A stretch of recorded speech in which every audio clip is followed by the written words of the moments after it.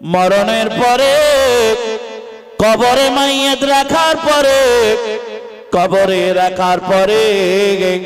কবরের মাটি একদিক থেকে অপর দিকে চাপ দিতে থাকে। এটা সত্য না মিথ্যা? জোরে বলুন। আরে আমার কথা একটু হ্যাঁ হু দেন আপনারা, তাতে আমার বুঝতে সুবিধা হবে যে আপনারাও বুঝছেন। কবরে যে আযাব হয়, এই আযাবের মধ্যে কবরের একদিকের মাটি অপর দিকে পিষতে শুরু করে দেয়।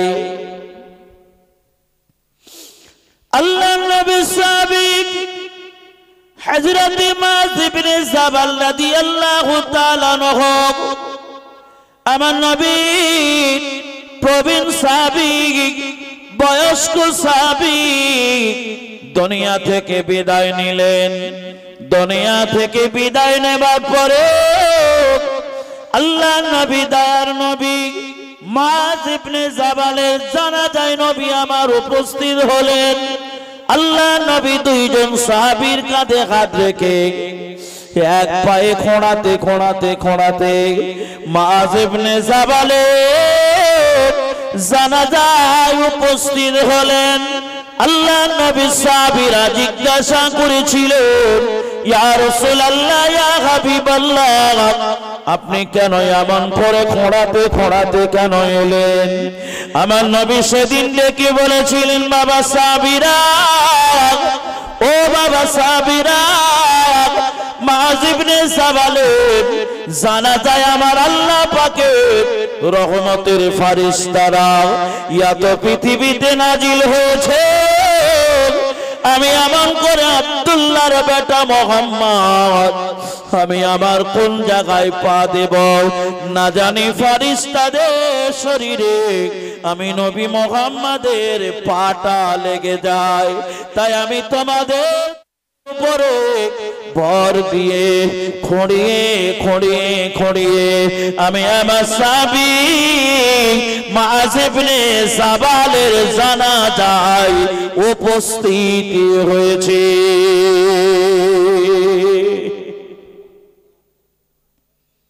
তাহলে যার জানাজা পড়ালেন কে? আমার নবী। যার জানাজায় উপস্থিত হলেন আসমানের রহমতের ফেরেশতা। ওই ব্যক্তিকে কবরে দাফন করা হলো।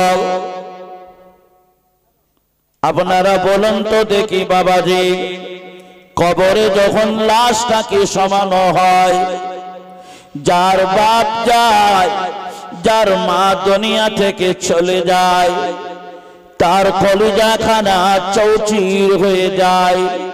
বাকি কোন মানুষের এই পরিমাণ কষ্ট হয় না।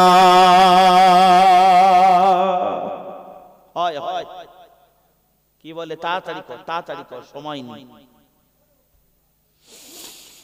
ও মুসলমানেরা রে,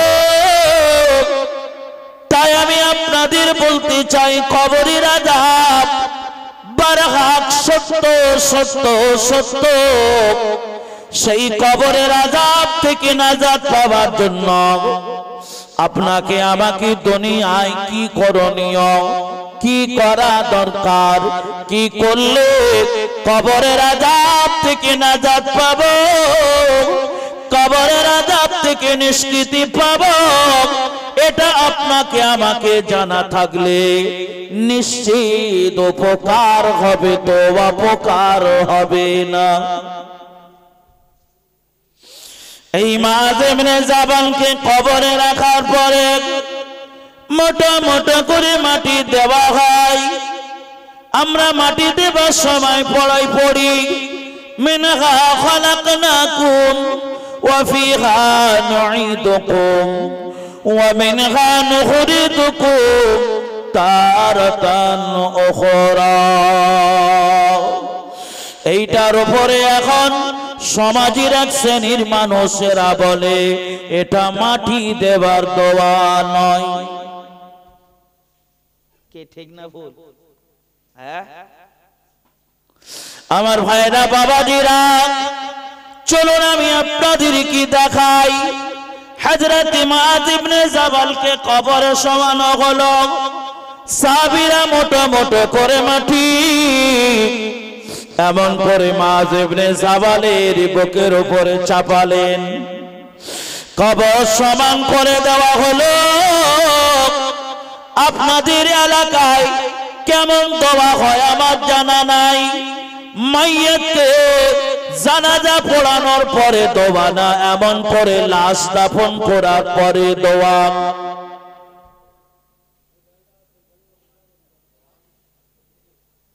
কখন হয় বাপ? দোয়া কখন করেন? আমার ভাইরা, বাবাজিরা, আমার যুবকেরা, জওয়ানেরা, মায়েরা, বোনেরা, বেটিরা, কথাটাকে মাথায় রাখুন। মুআয ইবনে জাবাল আমার নবীর প্রবীণ সাহাবী, এমন করে তাকে কবরে রাখা হলো, মাটিগুলো সমান করে দেওয়া হলো। সাহাবীরা চলে যায়, নবী আমার ডেকে বললেন, ও বাবা সাহাবীরা, একটু দাঁড়িয়ে যাও বাবা, দাঁড়িয়ে যাও। সাহাবীরা দাঁড়িয়ে গেলেন। দাঁড়িয়ে যাবার পরে আমার নবী ডেকে বললেন, বাবারা, এই জায়গায় দাঁড়িয়ে তোমরা পড়ো সুবহানাল্লাহ, সুবহানাল্লাহ, পড়ো তোমরা আলহামদুলিল্লাহ, পড়ো তোমরা আল্লাহু আকবার, পড়ো তোমরা লা ইলাহা ইল্লাল্লাহ মুহাম্মাদুর রাসূলুল্লাহ, পড়ো তোমরা দুরূদ শরীফ, পড়ো তোমরা সূরা ফাতিহা, পড়ো তোমরা সূরা ইখলাস। এইগুলো পড়ার পরে আল্লাহ নবী দান নবী সাহাবীদের সঙ্গে করে নিয়ে ওই জায়গায় দাঁড়িয়ে দাঁড়িয়ে আল্লাহ পাকের দরবারে দুটো হাত তুলে রোনাজারি করে কান্নাকাটি করেন। আল্লাহ নবী সাহাবীরা আমার নবীকে জিজ্ঞাসা করেছিলেন, ইয়া রাসূলুল্লাহ, ইয়া হাবিবাল্লাহ, আপনি তো এতে পূর্বে এমনটি কোনদিন করেননি, আজকের দিনে কেন এমনটি আপনি করলেন? আমার নবী ডেকে বলেছিলেন, ও বাবা সাহাবীরা, ও বাবা আমার পাগলের দলেরা, আমি নবী তোমাদের জানিয়ে দিই, বাবা শুনে রেখে দাও। আবার মুআয ইবনে জাবাল তাকে কবরে রাখার পরে কবরের একদিকের মাটি অপর দিকে চলে যায়, হাড় হাড্ডি মাংস গোস্ত গুলো টুকরো টুকরো হয়ে যায়। ও বাবা সাহাবীরা, আমি রাসূলুল্লাহ হাবিবুল্লাহ জানিয়ে দিলাম, তাই আমি আমার মুআয ইবনে জাবালের কবরের মাটিটা যখন তাকে চাপ দিতে শুরু করে আমি নবী সহ্য করতে পারি না, তাই আমি আমার মুআয ইবনে জাবালের জন্য আল্লাহর দরবারে দুটো করে হাত তুলে রোনাজারি করলাম। আল্লাহ দরবারে হাত তুলতে দেরি আমার আল্লাহ পাক আমার সাহাবী মুআয ইবনে জাবালের কবরের মাটিটা দোলা বন্ধ করে দিয়েছে।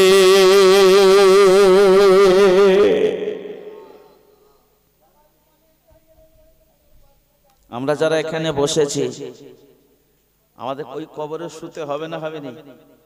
হবে। আচ্ছা, ওই কবরের মাটি আমাদের চাপ দেবে? হ্যাঁ, বলবে এই রাতগুলো টাকা আছে, এর কাছে গেলি হবে না, এর এত টাকাওয়ালা লোক, ও চাপ দিতে যাবি, ওর লোক আছে উপরে, যাস না, ফিরে আয়। আচ্ছা, এরকম কিছু ব্যাপার থাকবে? দেখা যাচ্ছে লোকটা বিরাট জনবল, বিরাট জনবল, ওকে কবরে রাখা হলো, ফেরেশতারা এসে বলবে, দেখ ওর লোকজন বিরাট আছে, কিন্তু গেলি কিন্তু আমাদের খবর খারাপ করে দেবে। আর কথা বুঝতে পারেননি? তাহলে কি ফেরেশতারা ফিরে যাবে? দুমড়ে হাড় নয়, ওর পাঁজর পুরো ভেঙে গুঁড়িয়ে খান খান করে দেবে। ফেরেশতারা পৃথিবীর কোন মানুষের পরোয়া ওরা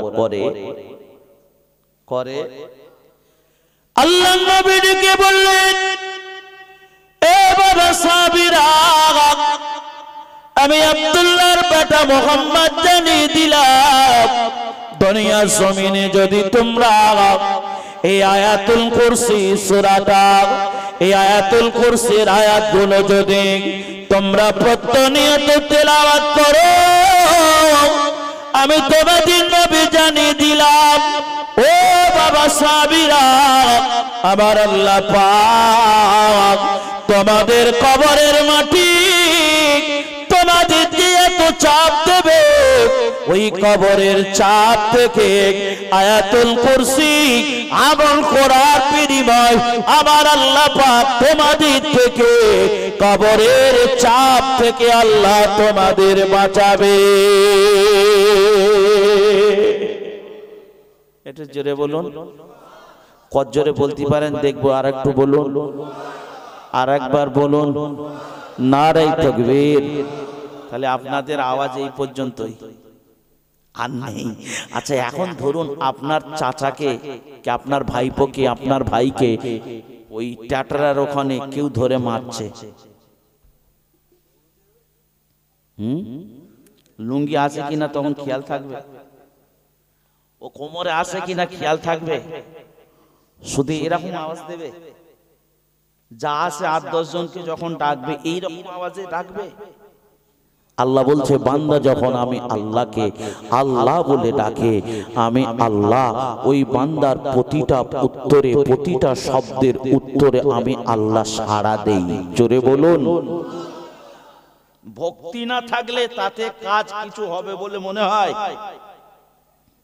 যে কর্মের ভিতরে আপনার ভক্তি নেই, ভালোবাসা নেই, মহব্বত নেই, ওই কাজ আপনার করা না করা দুটোই সমান। আল্লাহ নবী জানিয়ে দিলেন, ওয়ালা ইয়াবকা মিনাল কুরআনি ইল্লা রাসমাহু।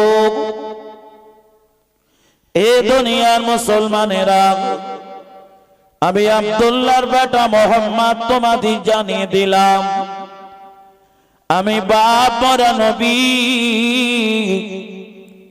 আমি মা মরা নবী, তোমাদের জানিয়ে দিলাম বাবা শুনে রাখো, আখিরি জামানায় এমন একটা সময়, এমন একটা কাল আমার উম্মতে মুহাম্মাদীদের উপরে উপস্থিত হবে, যে সময় তোমরা লক্ষ্য করে দেখতে পাবে ইসলামের নাম থাকবে, কাজ কিছু থাকবে না। আমার ভাইরা, বাবাজিরা, ও ছেলেরা, যুবকেরা, জওয়ানেরা, একটু কথাটাকে বুঝবার চেষ্টা করুন। আমাদের ঘরের দেয়ালে লেখা রয়েছে আব্দুল করিম, নাম হলো মুসলমান, কিন্তু ঘরের ভিতরে প্রবেশ করলে আপনি মুসলমানের কোন কৃষ্টি, কালচার, নবীর হাদিসের কোন রকম রূপ ওই বাড়ির ভিতরে দেখতে পাবে না। আবার ভাইরা, বাবাজিরা, আল্লাহ পাকের নবী বললেন, ওয়ালা ইয়াবকা মিনাল কুরআনি ইল্লা রাসমাহু। আবার নবী বললেন, কোরআন তাদের কাছে রাখা থাকবে, বাড়ি বাড়িতে রাখা থাকবে, কিন্তু আমি নবী বলছি এই কোরআনের আদর্শ খুঁজলে তোমরা পাবে না, এই কোরআনের মান্যতা দেবার মতো মানুষ পাবে না। ও ছেলেরা, যুবকেরা, জওয়ানেরা, আমি আপনাদের বলতে চাই, এই পরিস্থিতিতে আমার সমাজের ছেলেদের কাছে, যুবক জওয়ানের কাছে এই কোরআন এবং হাদিসের কোনো মূল্য এদের কাছে নাই। আছে? আছে? এরা মনে মনে করে যে বছরে একটা জলসা দিলি জান্নাত চলে যাব, ভাবে। আচ্ছা, যেতে পারবে? জোরে বলো। যদিও কমিটি নামাজি না হয়, ওই জলসার ওয়ালারা যদি নামাজ ছাড়া বেনামাজি থাকে মরণ পর্যন্ত জলসা দিল জান্নাতি যেতে পারবে? পারবে না। কারণ আপনারা জানেন কি জানি না, জাহান্নামবাসীদের জান্নাতীরা জিজ্ঞাসা করবে, আপনারা কেন জাহান্নামে এলেন? জাহান্নামীরা ডেকে বলবে, ক্বালু লাম নাকুম মিনাল মুসাল্লিন, আমরা দুনিয়ার জমিনে নামাজি ছিলাম না, নামাজ পড়তাম না, এই কারণে আজকে দিনে আমরা জাহান্নামে এসেছি।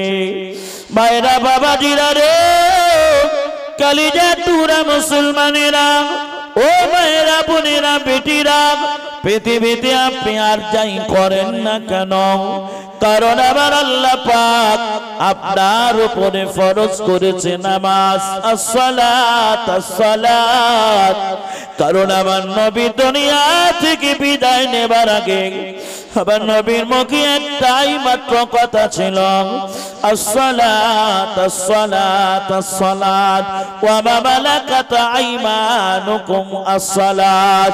ওরে আমার সাহাবীরা রে, আমি আব্দুল্লাহর বেটা মুহাম্মদ জানিয়ে দে, বাবা তোমরা নামাজটাকে আঁকড়ে ধরো, কারণ কবরে হাসরে তোমার সব জায়গায় জিজ্ঞাসার প্রথম প্রশ্ন হবে, বান্দা তুমি নামাজি ছিলে কিনা। কথা ঠিক না ভুল? আমার ভাইরা বাবাজিরা, আমি আপনাদের কাছে বলতে চাই, আমার আগে আপনাদের এলাকার প্রবীণ মানুষ, বড় জ্ঞানী মানুষ, শিক্ষিত মানুষ সুন্দর কথা বলছিলেন, তাই আমি তানার কাছাকাছি কিছু দুটো একটা কথা আপনাদের কাছে বলবো। তিনি বলছিলেন কোরআনের ভিতরে কতগুলো সূরা আছে, কথা বলছিল না হুজুর? পাশ থেকে বললেন 114টা সূরা। কটা? 114টা সূরা আছে। এই 114টা সূরার ভিতরে আমি আপনাদের জিজ্ঞাসা করি, আপনারা কি বলতে পারবেন? এই 114টা সূরার ভিতরে সবচেয়ে মর্যাদার দিক থেকে সেরা, এমন করে ফজিলতের দিক থেকে সেরা, কোরআনের কোন সূরাটার ভিতরে কোন আয়াতটাকে আমার আল্লাহ সেরা করেছে আপনাদের কি জানা আছে?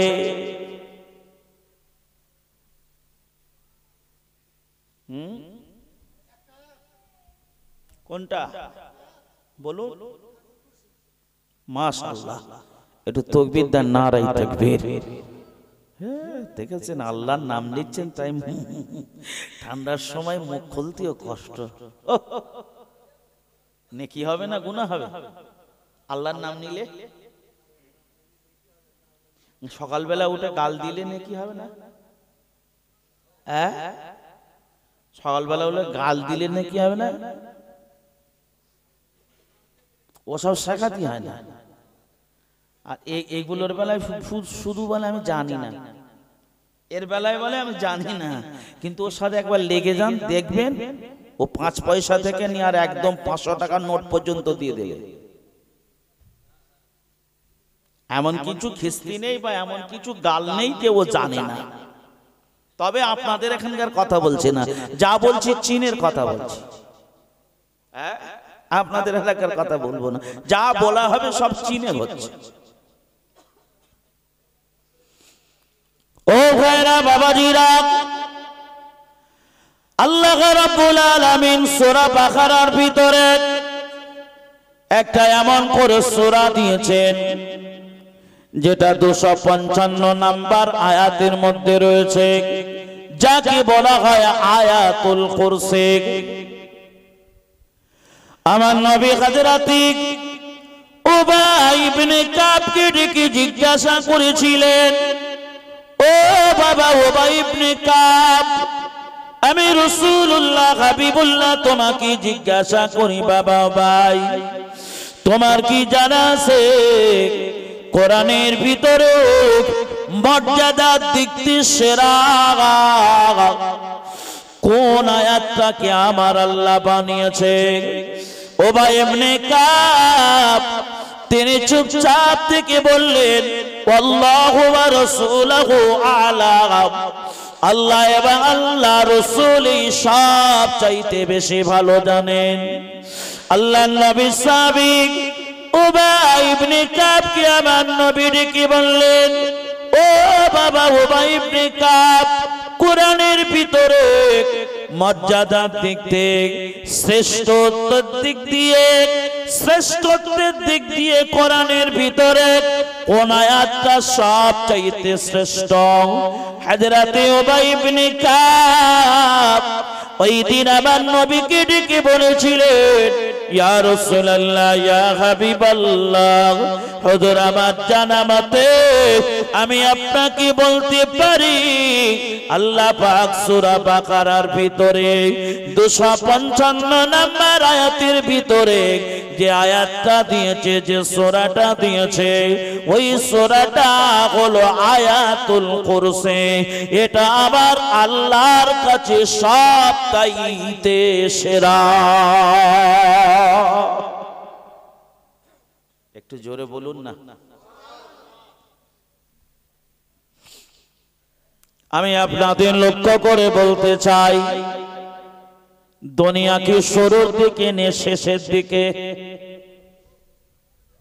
বলুন বলুন, হ্যাঁ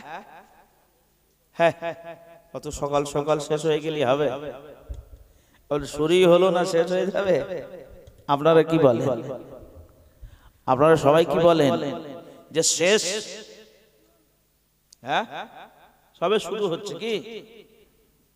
দেখেছেন বলছে সবে শুরু হচ্ছে, এখন বাকি আছে। আল্লাহ নবী যতগুলো কিয়ামতের যতগুলো আলামতের কথা বলেছে, কম বেশি সব আলামতগুলো বড় আলামত ছাড়া যত আলামতের কথা, আলামতে এমন করে ছোট সব আলামতগুলো প্রকাশ পেয়েছে। তার মানে কিয়ামত আর খুব বেশি দূরে নয়। ইমাম মেহেদী যে কোনো টাইমে আত্মপ্রকাশ করবেন। জোরে বলুন সুবহানাল্লাহ। নবী বলেছে ইমাম মেহেদী যদি এখান থেকে চীনের জমিনেও যদি শোনো ইমাম মেহেদী এসেছে, তোমরা বুকের উপর ভর দিয়ে হলো ইমাম মেহেদীর হাতে হাত দিয়ে বায়াত গ্রহণ করো। জোরে বলুন সুবহানাল্লাহ। নিতে পারবো ইনশাআল্লাহ?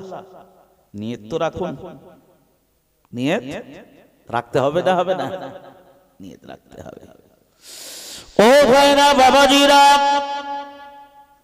আর একটুখানি আগিয়ে চলেন, আমি আপনাদের দেখাই আল্লাহ পাক এই সূরাটার ভিতরে আমার আল্লাহ কতটা মর্যাদা দিয়েছে, কতটা সম্মান আমার আল্লাহ দিয়েছে। এই আয়াতটা একটা বার তেলাওয়াত করা দরকার। আমার সাথে আপনারা পড়ুন, আল্লাহু লা ইলাহা ইল্লা হুয়াল হাইয়ুল কাইয়্যুম লা তাখুযুহু সিনাতুন ওয়ালা নাওম লাহু মা ফিস সামাওয়াতি ওয়াল আরদ মান যাল্লাযী ইয়াশফাউ ইন্নাহু ইল্লা বিইذনিহি ইয়ালামু মা বাইনা আইদিহিম ওয়ালা খালফাহুম ওয়ালা ইউহীতুনা বিশাইইন মিন ইলমিহি ইল্লা বিমা শাআ ওয়াসি'a কুরসিয়ুস সামাওয়াতি ওয়াল আরদ ওয়ালা ইয়াউদুহু হিফযুহুমা ওয়া হুয়াল আলিয়্যুল আযীম। আল্লাহর নবী জানিয়ে দিলেন, এ পৃথিবীর মুসলমানেরা তোমরা শুনে রেখে দাও, ঘর থেকে যখন তোমরা বাইরে বেরোবে, যদি একটা বার আয়াতুল কুরসি যদি তেলাওয়াত করে বাম পাটা বাইরে ঘরের বাইরে থেকে যদি তুমি দাও, আল্লাহ নবী তার নবী রহমতের নবী আমার জানিয়ে দিলেন, ওই ব্যক্তির সঙ্গে আমার আল্লাহ পাক একখানা ফারিস্তা সিকিউরিটি গার্ড হিসাবে আল্লাহ নিযুক্ত করে দেন।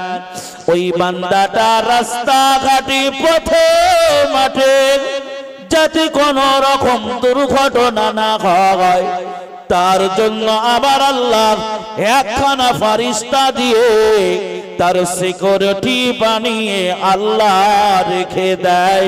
একবার জোরে বলুন সুবহানাল্লাহ। তাহলে এর লাভ আছে না নেই? জোরে বলুন।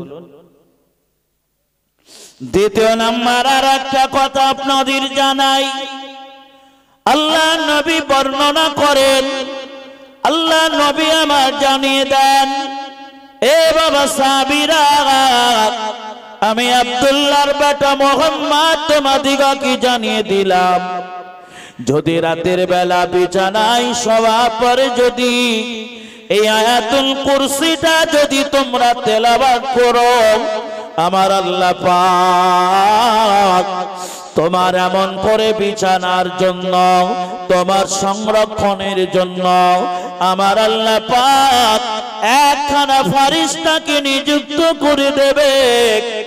কোন রকম শয়তান জিন তোমার ধারে বাড়ে না আসতে পারে।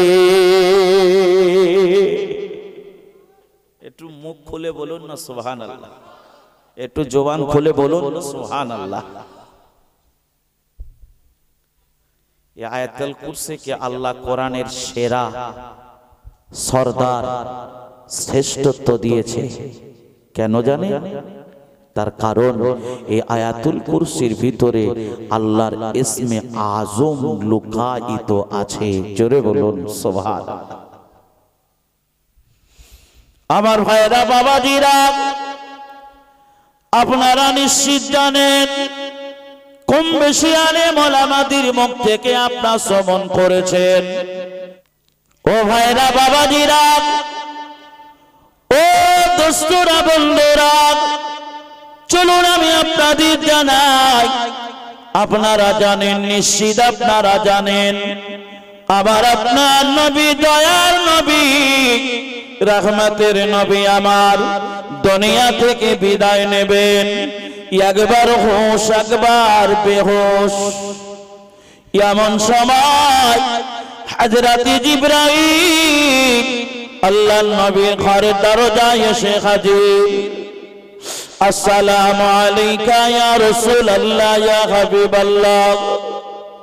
আল্লাহর নবী এমন করে বিছানায় আম্মা জান আয়েশা সিদ্দিকা রাদিয়াল্লাহু তাআলা আনহা তানারানের উপরে মাথা দিয়ে আমার নবী বিশ্রাম নয়, নবী আবার শুয়ে রইলেন। আমার নবী ডেকে বললেন, বেটি ফাতেমা, ও বেটি ফাতেমা, একবার জলদি করে চলে যাও, একটা বার তাড়াতাড়ি করে যাও, আমার ঘরের দরজায় কি এসে আমাকে সালাম দেয়। বাবা তাড়াতাড়ি দরজা খানা খুলে দাও। আম্মা জান ফাতিমাতুজ জোহরা রাদিয়াল্লাহু তাআলা আনহা ওই দিন চলে গিয়েছিলেন দরজার কাছে। দরওয়াজাটা যখন খুললেন, খোলার পরে তিনি দেখে অবাক হয়ে গেলেন, যে ব্যক্তিটা দরজায় দাঁড়িয়েছিলেন, যার একটা পা জমিনে আর একটা পা আমার আল্লাহর আসমানে। জোরে বলুন। চাই এরকম দেখে আমাদের ব্রেন আর ঠিক থাকবে? আম্মা জান ফাতেমাতুজ জোহরা রাদিয়াল্লাহু তাআলা আনহা লোকটাকে ডেকে বললেন, আমার আব্বাজান বড় অসুস্থ, এখন দেখা করা যাবে না। দরজাখানা বন্ধ করে দিলেন। আপনাদের এলাকায় যদি আজরাইল আসে, ঘরের দরজায় এসে অনুমতি নেবে, ও সেলিমের বাপ, ও সেলিমের বাপ, একবার দরজা খোল, এসেছে আমি আজরাইল। বলবে না? বলে না? দরজায় জিবরাইল আর আজরাইল আল্লাহর নবীর বেটি ফাতিমা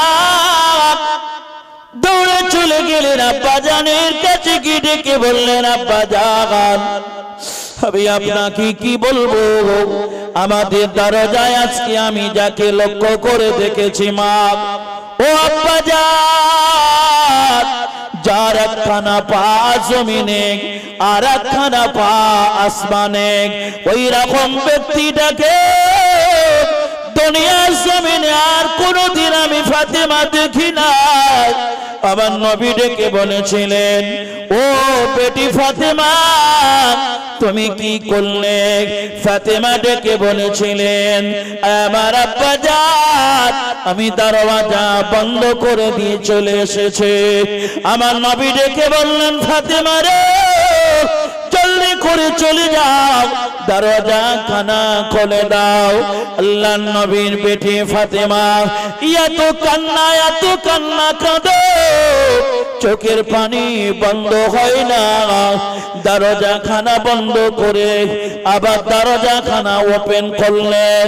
আল্লাহর ফেরেশতা জিবরাইল আমার নবীকে সালাম দিলেন।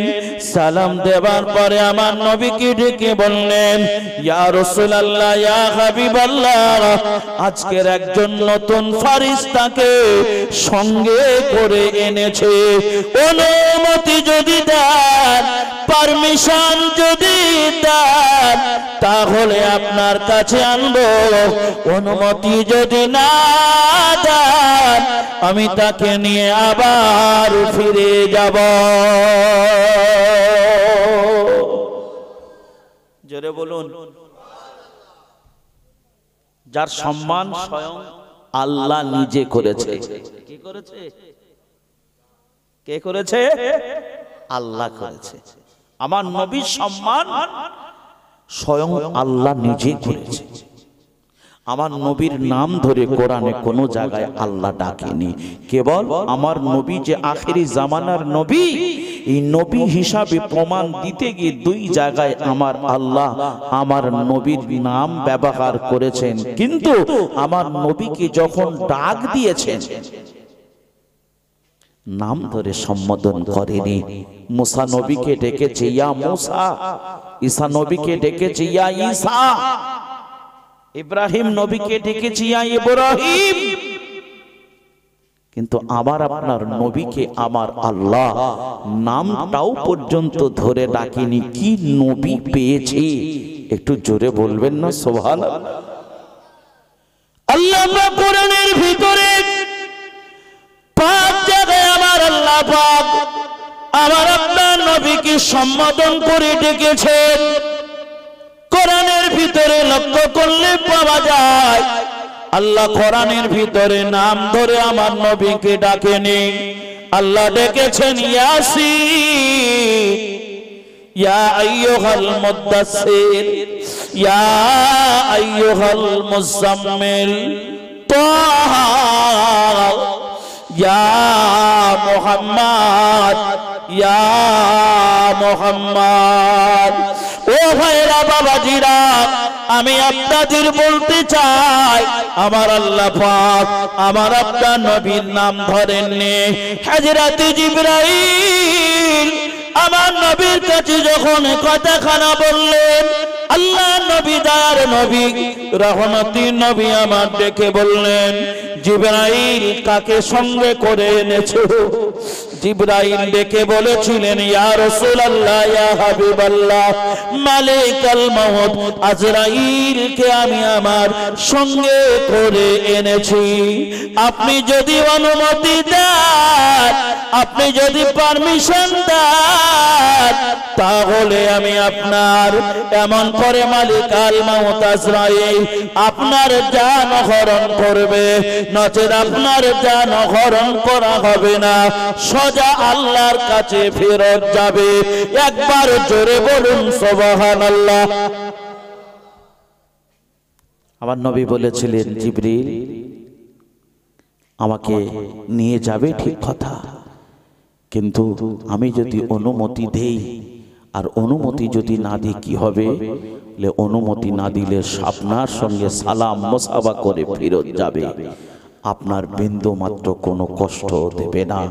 আর আপনি যদি অনুমতি দেন, পৃথিবীতে যত যানহরণ হয়েছে, সমস্ত ব্যক্তিকে যত কষ্ট দিয়েছে, তার 1% কষ্ট আল্লাহর ফারিস্তাকে আল্লাহ বলেছে যাতে আমার বন্ধু না পায়, এমনটি আপনার যানহরণ করা হবে। একটু জোরে বলুন। আবার নবী বললেন, জিবরিল, আমি যদি দুনিয়ায় বাঁচতে চাই, কিয়ামত পর্যন্ত কি বাঁচতে পারবো? জিবরিল ডেকে বলেছিলেন, না, আপনি কিয়ামতের আগ পর্যন্ত বাঁচতে পারবেন, তারপরে নয়। আপনাকে দুনিয়ার জমিন থেকে কুল্লু নাফসিন যায়িকাতুল মাউত, আপনাকে মৃত্যুর স্বাদ গ্রহণ করতেই হবে।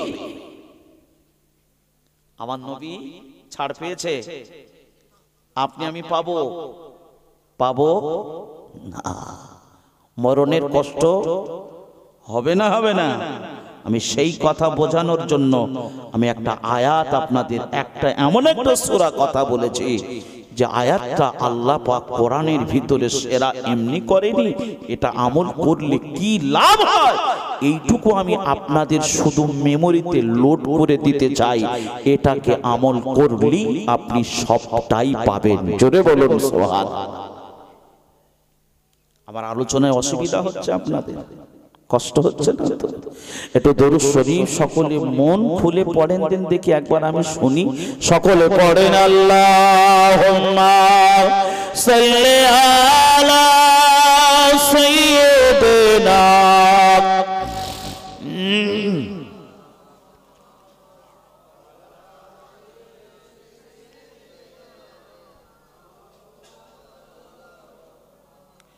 হে রাসূল, তোমায় ভালোবাসি,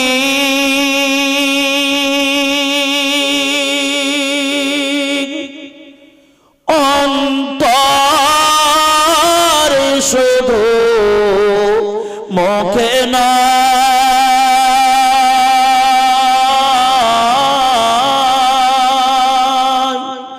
জান্নাত তেরা আশায় নাই হে রাসূল,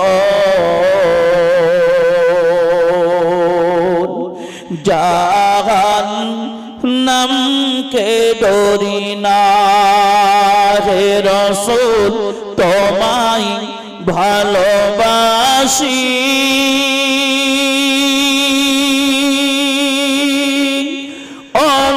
অন্তর শুধু মুখে না,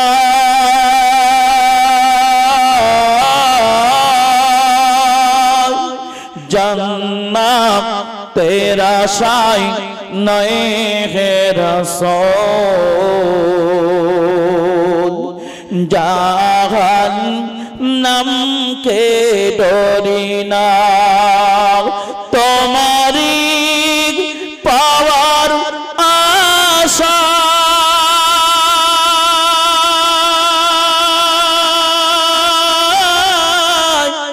মন ছুটে যাই মদিনায়, তোমারি পাওয়ার আশা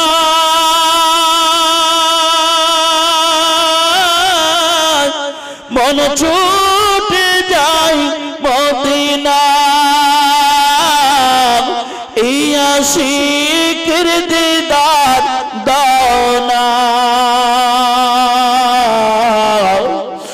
আর দূরে থাকিও না, এই আশিকের দিদার দাও না, আর দূরে থাকিও না হে রাসূল, তোমায় ভালোবাসি, অন্তর শুধু মুখে না, জান্নাত নয় হে রাসূল জাহান্নামকে ডরি না আল্লাহুম্মা জোরে জোরে সাল্লি আলা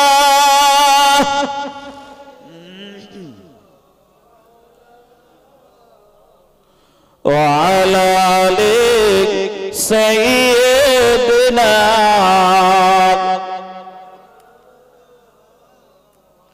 আবার ভাইরা বাবাজিরা আল্লাহ নবীকে বললেন জিবরাইল কিয়ামত পর্যন্ত যদি আমি বাঁচি তারপরেও যদি মরা লাগে আমি আব্দুল্লাহর বেটা মুহাম্মদ দুনিয়াতে থাকতে চাই না।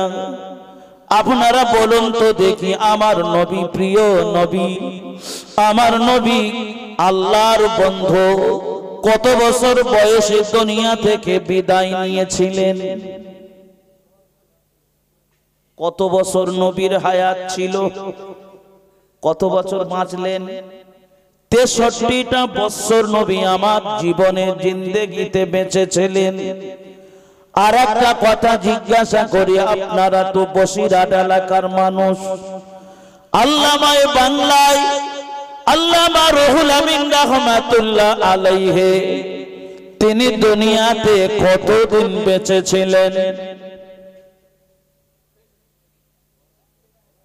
বলুন বলুন, কত বছর? 63। আল্লামা বাংলা রুহুল আমিন রাহমাতুল্লাহ আলাইহি আল্লাহর কাছে হাত তুলে চোখের পানিগুলো ঝরিয়ে কাঁদতেন, আয় আমার মালিক রে, আমার নবী সোনার নবী রহমতের নবী আমার দুনিয়ার জমিনে 63 বছরের জিন্দেগিতে নবী আমার জীবনে বেঁচে ছিলেন। আমি রুহুল আমিন আল্লাহ তুমি আমাকে 63 বছরের বেশি হায়াত তুমি দুনিয়াতে দিও না, দিও না, দিও না। আমার নবী যতদিন বেঁচে ছিল আমি রুহুল আমিনকে ওই 63 বছরে তুমি তোমার ডাকে ফেরেশতা আজরাইলকে আমার কাছে পৌঁছে দিও। এটা জোরে বলতে পারলেন না? নবীর সাথে কি মহব্বত ছিল দেখেছেন? একদিনও বেশি বাঁচেনি, একদিনও। আল্লামা বলা হয়, আল্লামা যাকে তাকে বলা যায় না। এই কথা ঠিক না ভুল? আল্লামা যাকে তাকে বলা যায় না,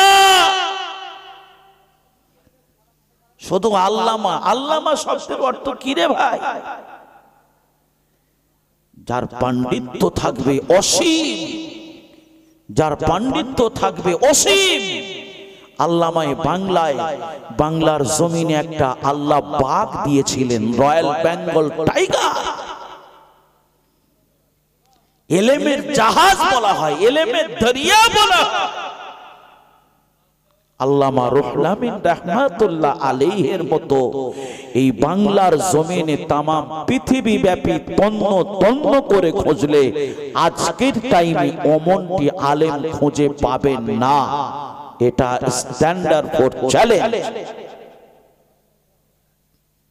এত বড় আলেম ছিলেন, আর যার তার নামের সামনে আল্লামা বসিয়ে দিলে হবে?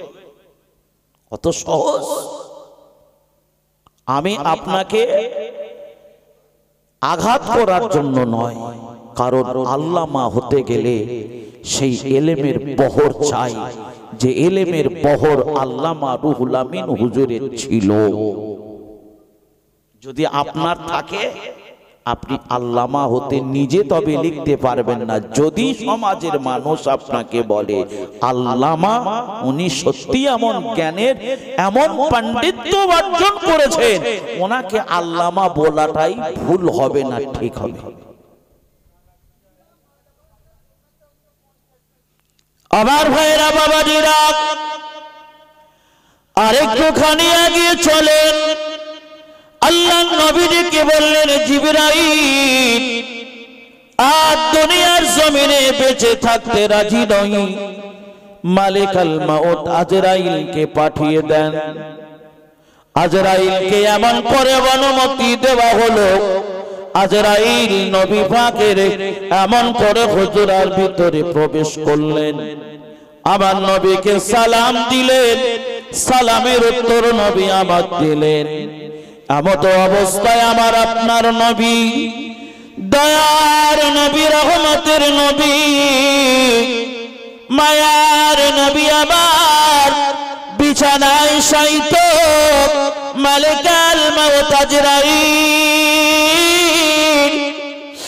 আমার নবীর বুকের উপরে কেবলমাত্র হাতটুকু রেখেছে। আমার নবী ওই সময় ডুকরে কেঁদে উঠলেন, ভাই আজরাইল রে, তুমি আমার বুকের উপরে কি রাখলে? আজরাইল দেখে বলেছিলেন, ইয়া রাসূলুল্লাহ, ইয়া হাবিবাল্লাহ, আমি আপনার বুকের উপরে কেবল হাতটুকু রেখেছি। আমার নবী ডেকে বলেছিলেন, আজরাইল, ও ভাই আজরাইল, আমার মনে হয় আমার বুকের উপরে হাত রাখো নাই। উহুদের পাহাড়, এই উহুদের পাহাড়টা আমি আব্দুল্লাহর বেটা মুহাম্মাদের বুকের উপরে চাপিয়ে দিয়েছো। আমার নবী সেই দিন ডেকে বলেছিলেন, আমার উম্মতেরা কত গুনাহগার, আমার উম্মতেরা কত পাপী, না জানি আমার উম্মত উম্মতানিদের কত কষ্ট হয়। আল্লাহ নবী ডেকে বললেন, আজরাইল, আমি তোমাকে অনুমতি দিলাম, আমার গুনাহগার উম্মত উম্মতানিদের মওতের কষ্ট দেবে না।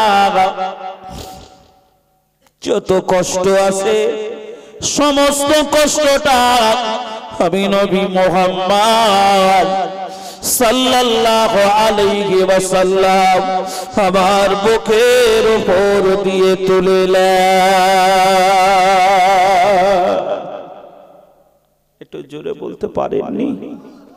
আর একটু জোরে বলতে পারলেন না? নবী উম্মতকে কত ভালোবাসে। হ্যাঁ, উম্মতের কষ্ট হবে, এ কষ্ট আমার নবী সহ্য হবে না। নবী বললেন, আজরাইল, আমার উম্মতেরা গুনাহগার পাপী পাপিষ্ট হবে, তাদের না জানি কত কষ্ট হবে। আমি মুহাম্মাদের যদি এত কষ্ট হয়, আমার গুনাহগার উম্মত উম্মতানিদের কষ্টটা আমি নবী মুহাম্মদ আমার বুকের উপর দিয়ে তুললেন। ওই দিন আজরাইল আমার নবীকে একটা কথা শিখিয়ে দিয়েছিলেন, ভালো করে শুনুন। ওই দিন আজরাইল আমার নবীকে একখানা কথা শিখিয়ে দিয়েছিলেন, দেখে বলেছিলেন, ইয়া রাসূলুল্লাহ, ইয়া হাবিবাল্লাহ, হুজুর গো, আমি আপনাকে জানিয়ে দেব, আপনার উম্মত উম্মতানিরা যদি দুনিয়ার জমিনে 5 ওয়াক্ত ফরজ নামাজের পরে এই আয়াতুল কুরসিটা যদি এরা কন্টিনিউ যদি পড়তে পারে, আল্লাহ নবীকে আজরাইল শিখিয়ে দিলেন, হুজুর আপনার উম্মত উম্মতানিরা যদি মরণের আগমন করে প্রতিটা নামাজি যদি তারা আয়াতুল কুরসিটা যদি তেলাওয়াত করে, আমি আপনাকে জানিয়ে দিলাম তাদের মরণের সময়, তাদের মৃত্যুর সময় যেমন বাচ্চারা মায়ের স্তনে দুগ্ধ পান করতে করতে ঘুমিয়ে যায়, আমি আপনাকে কথা দিলাম আয়াতুল কুরসিটা যারা তেলাওয়াত করবে তাদের মৃত্যুর কষ্ট এক মুহূর্ত তারা বুঝতে পারবে না। মায়ের কোলে বাচ্চা যেমন ঘুমিয়ে যায়, আমার আল্লাহ পাক এই আয়াতুল কুরসি তেলাওয়াত করনে ওয়ালাদের জানটা এমন আসানির সাথে কবুল করাবে। আর একটু জোরে বলতে পারলেন না? একটু মন খুলে বলুন না সুবহানাল্লাহ। তাহলে এই আয়াতুল কুরসি পড়লে মরণের কষ্টটা লাঘব, মরণের কষ্ট থেকে বাঁচা যাবে। এটা হাদিস পাকের ভিতরে বুখারী শরীফের ভিতরে এসেছে। আপনারা জানেন কি জানি না, কয়েকটা কথা আপনাদের বললে আপনাদের বুঝতে সুবিধা হবে। আমি আপনাদের জানিয়ে দেই, আপনারা পৃথিবীর জমিনের একজন নবী আমার আল্লাহ পাক পাঠিয়েছিলেন, যে নবীটার নাম হলো হযরত নবী ঈসা আলাইহিস সালাতু ওয়াস সালাম। নাম শুনেছেন? এই নবীকে আল্লাহ একটা মুজিজা দিয়েছিল, মুজিজা, একখানা মুজিজা দিয়েছিলেন। যে মুজিজাটা হলো মৃত ব্যক্তির কবরে ধারে দাঁড়িয়ে, মৃত ব্যক্তির কবরের পাশে দাঁড়িয়ে যদি কবরওয়ালা ব্যক্তিটাকে যদি নাম ধরে ডাক দেয়, ওই ব্যক্তিটা তাৎক্ষণিক কবরের উপরে উঠে দাঁড়িয়ে যায়। আল্লাহ নবী সাদ নবীর উম্মত উম্মতানিরা নবী ঈসাকে লক্ষ্য করে ডেকে বলেছিলেন, ও নবী ঈসা, তুমি জামানার নবী হিসাবে দাবি করো, তবে তোমার কথাটা তখনই প্রমাণিত হবে যদি আমাদের এই পুরাতন কবরস্থানে, এই কবরস্থান থেকে যদি একজন ব্যক্তিকে জীবিত করতে পারেন, আর জীবিত করার পরে যদি উনি আপনাকে নবী হিসাবে যদি সাক্ষ্য দেয়, তাহলে আমরা আপনার হাতে হাত দিয়ে কালেমা পড়ে মুসলমান বেনে যাব।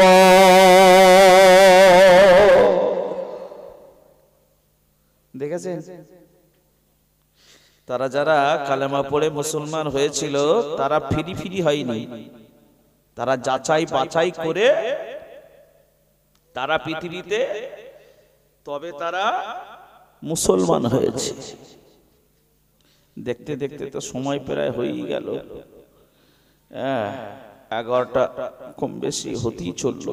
11টা 10-15 মতো থাকবো ইনশাল্লাহ। আমার পরে আপনাদের এলাকার প্রবীণ একজন আছেন মনে হয়, আছে না? আমার ভাইয়েরা, বাবাজিরা, আমার দোস্তরা, বন্ধুরা, কথাটাকে মাথায় রাখুন। আমি আপনাদের জানিয়ে দিই, কথাটাকে শুনে রাখুন। আল্লাহ নবী, দয়ার নবী, রহমতের নবী আমার, এমন করে নবী আসার আগে 1,00,000 মতান্তরে 2,24,000 নবী রাসূলের ভিতরে একজন নবী ছিলেন হযরত ঈসা নবী আলাইহিস সালাতু ওয়াস সালাম। তার উম্মত-উম্মতানিরা ডেকে বললেন, তখনই আপনাকে বিশ্বাস করে নেব, মেনে নেব, যদি আপনি আমাদেরকে কবর থেকে কোন ব্যক্তিকে জীবিত করে তার কাছ থেকে যদি আপনার নবীর প্রমাণটা যদি দিতে পারেন, আপনাকে মানতে কোনো অসুবিধা আমাদের নাই। আল্লাহ নবী আলাইহিস সালাতু ওয়াস সালাম আবার আল্লাহর কাছে হাত দুখানা তুলে আরজু করতে লাগলেন, রব্বুল আলামিন, আল্লাহ পাক, এই ক্ষমতা আমার নাই, আপনি যদি আপনার নবী ঈসাকে এই ক্ষমতা যদি আপনি না দেন, এই ক্ষমতা যদি আপনি না দেন, আপনার নবী ঈসা তার উম্মতদের কাছে বেইজ্জতি হবে, তার উম্মত-উম্মতানিদের কাছে বেইজ্জতি হবে। আল্লাহ ডেকে বললেন, আমার নবী ঈসা রে, তুমি চিন্তা করো না, কাঁপতে যেও না, আমি রব্বুল আলামিন আল্লাহ পাক জানিয়ে দিলাম, আমি তোমাকে জানিয়ে দিলাম, কবরের পাশে গিয়ে একবার তুমি ডেকে বলবে কুম বিইজনিল্লাহ, আল্লাহর হুকুমে এ কবরবাসী তুমি জীবিত হয়ে যাও। হে নবী সাহেব, তুমি কবরস্থানের পাশে গিয়ে যেন বলো না কুম বিইজনি, আমার হুকুমে জিন্দা হও। কি বললেন? আল্লাহ শিখিয়ে দিয়ে বললেন যাও কে বলো কুম বিইজনিল্লাহ, আল্লাহর হুকুমে জিন্দা হও। এটা বলো না কুম বিইজনি, আমার হুকুমে জিন্দা হও। আল্লাহর নবী হযরত ঈসা আলাইহিস সালাতু ওয়াস সালাম কবরের পাশে দাঁড়িয়ে কবরবাসীকে লক্ষ্য করে ডেকে বললেন কুম বিইজনিল্লাহ, আল্লাহর হুকুমে জিন্দা হও। আল্লাহ নবী ঈসা জবানের কথাটা বলতে দেরি, ওই ব্যক্তিটা কবরে জীবিত হতে দেরি হয় না। ও ভাইরা বাবাজিরা রে, এমন তো অবস্থায় দেখা যায় যে ব্যক্তিটাকে এমন করে জীবিত করলেন, ওই ব্যক্তিটা ওই সময় দণ্ডায়মান হয়ে আল্লাহ নবী ঈসা আলাইহিস সালাতু ওয়াস সালামকে সালাম দিয়ে বলেছিলেন আসসালামু আলাইকুম ও চাচা জান। একবার জোরে বলুন সুবহানাল্লাহ। সালাম দিয়ে কি বললেন? চাচা চাচা চাচা। আল্লাহর নবী আলাইহিস সালাতু ওয়াস সালাম এমন অবস্থায় এমন করে কবরবাসীর দিকে লক্ষ্য করে তাকিয়ে দেখতে পেলেন, এমন করে তাকিয়ে দেখতে পেলেন কবরবাসী সারা শরীর দিয়ে ঘাম নির্গত হয়, কবরবাসীর সারা শরীর দিয়ে ঘামের পাসিনাগুলো টস টস করে জমিনে পড়ে। নবী স্যার একটা জিনিস লক্ষ্য করে দেখতে পেলেন, ওই যে ব্যক্তিটা কবরে জিন্দা হয়েছে ওই ব্যক্তির এমন করে মাথার চুলগুলো সব পাকা। আল্লাহ নবী ঈসা ডেকে বললেন ও বাবা ভাতিজা, তুমি আমাকে চাচা বলে কেন সম্বোধন করলে? আমি তোমাকে জানতে চাই আমাকে চাচা বলে কেন সম্বোধন করলে, কারণটা কোন জায়গায়? ওই সময় ডেকে বলেছিলেন নবী সাহেব আমি হলাম নবীর ছেলে, আমার নাম হলো শাম। কি নাম? আমার নাম হলো শাম। আল্লাহ নবী ঈসা ডেকে বললেন আপনি যে নূহ নবীর বেটা, আপনি যে শাম, এটা আমি আমার ইনজিলের ভিতরে আমি দেখেছি। নূহ নবীর জামানায় আল্লাহ পাকের একটা বিশেষত্ব ছিল, ওই জামানার লোকেরা কখনো খামতো না, ওই জামানার মানুষের চুল দাড়ি পাকতো না। তোমার কথা যদি সত্য হয় তাহলে তোমার শরীর দিয়ে ঘাম কেন? তোমার মাথার চুল মুখের দাড়ি পাকা কেন? আমার তো সন্দেহের জায়গা আছে। কথা বুঝতে পারছেন না পারেননি? আমি কি প্রসঙ্গ বলছি একটু পরে বুঝতে পারবেন, কথাটা না বলা শেষ হলে বুঝতে পারবেন না। আল্লাহ নবী ঈসাকে ডেকে বলেছিলেন চাচা যান, আমি আপনাকে জানিয়ে দিই আপনি শুনে রাখুন, আমি হলাম নূহ নবীর বেটা। আমি আপনাকে জানাই, আমি আপনাকে শুনিয়ে দিই আপনি শুনুন, মৃত্যুর যে এত যন্ত্রণা এত কষ্ট, মৃত্যুর যে এত জ্বালা এত যন্ত্রণা এত কষ্ট, এই মৃত্যুর যন্ত্রণা জ্বালা কষ্টটা এমন করে আমি যে অনুভব করেছিলাম আমার সারা শরীরের মাথার চুল আর মুখের দাড়িগুলো এই কষ্ট অনুভব করার জন্য মাথার চুল আর দাড়িগুলো পেকে গেছে। শুধু তাই নয়, মালিকাল মাউত আজরাইল আমার শরীরের ভিতর থেকে জানটাকে হরণ করার জন্য সারা বডির ভিতরে আমার জানটাকে তেড়ে বেরিয়েছে।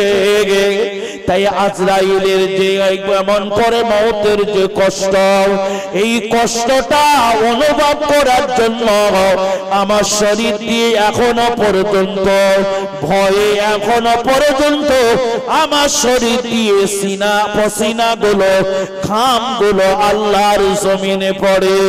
মৃত্যুর যে এত ভয়াবহ কঠিন কষ্ট আমি তো সেদিন উপলব্ধি করেছিলাম। সেই দিনের ঘাম আজ হাজারটা বছর অতিবাহিত হলো, এখনো শরীর দিয়ে সেই ভয়ের ঘামটা এখনো পর্যন্ত ঝরতে থাকে।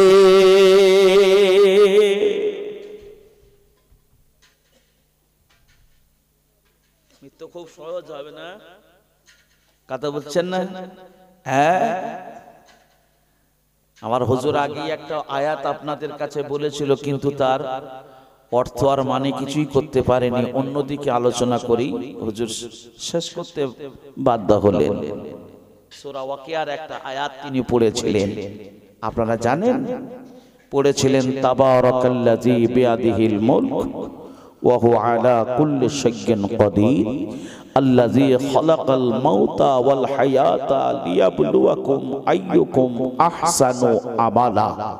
একটু জোরে বলুন সুবহানাল্লাহ। এই আয়াতটা পড়েছিল তো নাকি মনে আছে আপনাদের? এটা সূরা মুলক। এই সূরা মুলকের এই আয়াতটা হুজুর পড়েছিলেন, কিন্তু মানে করতে পারেনি। বলছিলেন যে হায়াত আর মউত আল্লাহ তৈরি করেছেন। আমরা এখানে যত মানুষ আছি আমাদের মরণ হবে বলে মনে হয়? এই কার কার মরণ হবে না একটু হাত তুলুন দিন দেখি। নারায়ে তাকবীর, এটা তাকবীর দেন, নারায়ে তাকবীর। আমরা যারা বসেছি সবার মরণ হবে ইনশাআল্লাহ? হবে না? আজরাইল এসে ফিরত যাবে না একবার?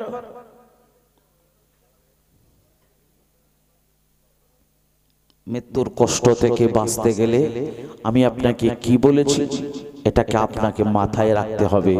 সূরা আয়াতুল কুরসি আপনাকে সকাল সন্ধে এমন করে 5 ওয়াক্ত ফরজ নামাজের পরে রাতের বেলায় বিছানায় মাথা দিয়ে আপনি পড়ুন। আর এই আয়াতুল কুরসির ভিতরে 10টা আল্লাহর ক্ষমতা আছে। আল্লাহর এই ক্ষমতাগুলোকে আপনাকে মেনে নেওয়া লাগবে। মানার পরে তারপরে আপনি তার ফলগুলো আপনি পাবেন। ও ভাইরা, বাবাজিরা, ও ছেলেরা, যুবকেরা, জওয়ানেরা, এই আয়াতুল কুরসির অর্থটা আমি আপনাদের কাছে শেষের দিকে জানাবো। তবে আয়াতুল কুরসি অবতীর্ণ হবার একটা প্রেক্ষাপট, একটা শানে নজল থাকে। থাকে না? থাকে না? প্রতিটা সূরা যে অবতীর্ণ হয় তার একটা প্রেক্ষাপট থাকে, একটা ভূমিকা থাকে। কোন পরিপ্রেক্ষিতে আয়াতটা নাযিল হলো? আমার আল্লাহ রাব্বুল আলামিন এই সূরাটা যে সময় নাযিল করেছিল, এই নাযিল করার একটা কথা আমি আপনাদের অল্প সময় কিছু আপনাদের কথাটা উপকার দেই। কারণ আমার আল্লাহ এই সূরাটাকে, আয়াতটাকে আমার আল্লাহ পাক এত সম্মান দিয়েছে, এত ইজ্জত দিয়েছে, এত আল্লাহ পাক বরকত দিয়েছে। যে ব্যক্তি তেলাওয়াত করেছেন, যারা এমন করে আমল করেছে, নিশ্চিত তারা এর ফল ভোগ করেছে।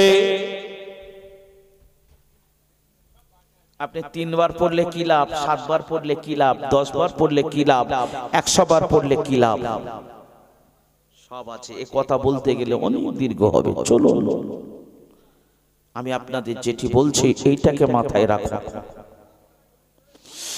আল্লাহ নবী তার নবী নবী সাহাবীরা মসজিদে নববী শরীফে যাকাতের মালগুলো নবীর কাছে জমা করা হয়। যাকাতের মাল লোককে দিতে হয় না, হয় না? আপনাদের এলাকায় লোক যাকাত দেয়?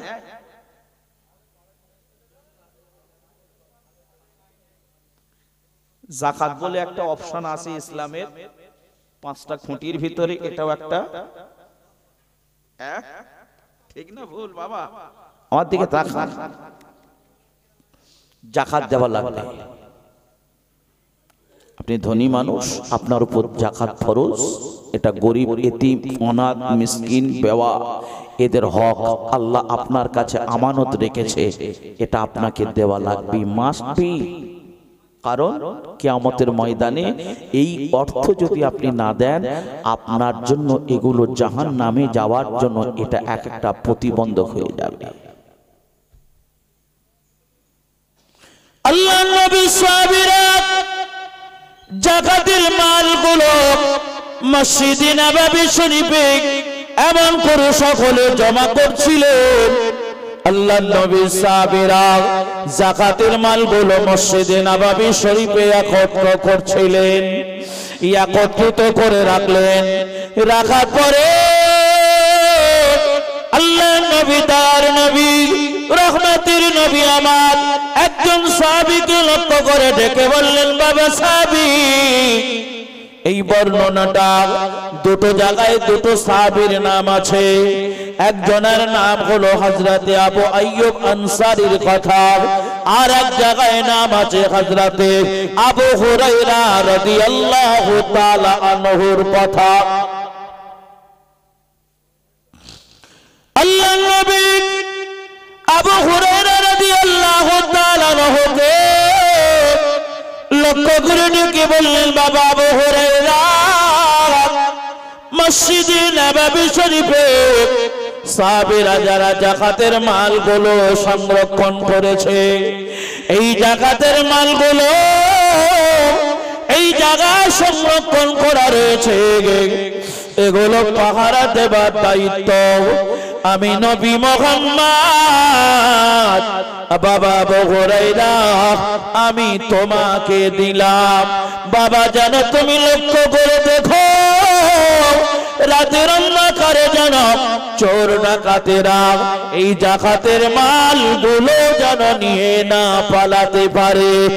একবার জোরে জোরে বলুন সুবহানাল্লাহ। মসজিদে নববী শরীফে রেখে আমার নবী বললেন, এটাকে পাহারা দেওয়ার জন্য আমি নবী তোমাকে পাহারাদার নিযুক্ত করলাম, মসজিদে নববী শরীফের মাল যেন চুরি না হয়। আল্লাহর নবী সাহাবী হযরত আবু হুরায়রা রাদিয়াল্লাহু তাআলা আনহু রাত যখন গভীর হয়, এমন করে ইবাদতের মধ্যে তিনি মগ্ন, তেলাওয়াতের মধ্যে তিনি মগ্ন। হযরত আবু হুরায়রা রাদিয়াল্লাহু তাআলা আনহু তিনি লক্ষ্য করে দেখতে পান, হযরত আবু হুরায়রা রাদিয়াল্লাহু তাআলা আনহু তিনি লক্ষ্য করে দেখতে পাচ্ছেন মসজিদে নববী শরীফের ভিতরে একজন চোর এসে মসজিদে নববী শরীফের ভিতর থেকে বড় বড় বড় বড় খেজুর গুলো হযরত আবু হুরায়রা তিনি লক্ষ্য করে দেখতে পান, বড় মোটা মোটা খেজুর গুলো ব্যাগের ভিতরে তিনি ভরছেন।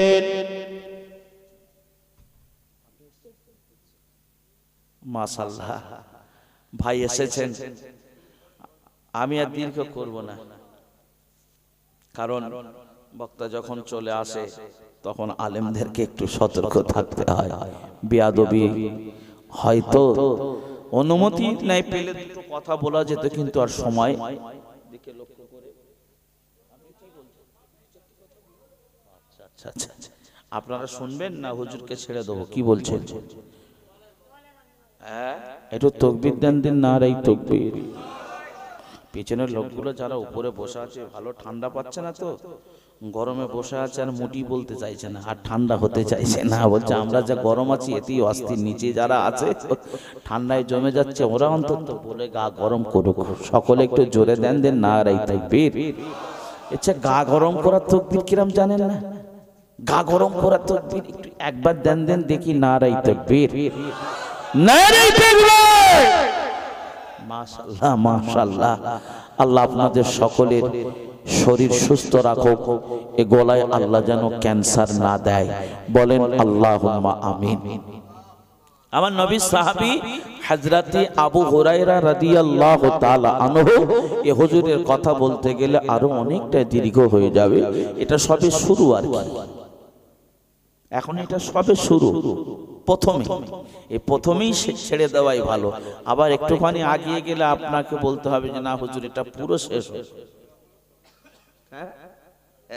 অতএব মাঝামাঝি কি আর লাভ নেই, ভাষা ভঙ্গিমায় কথাবার্তায় মনে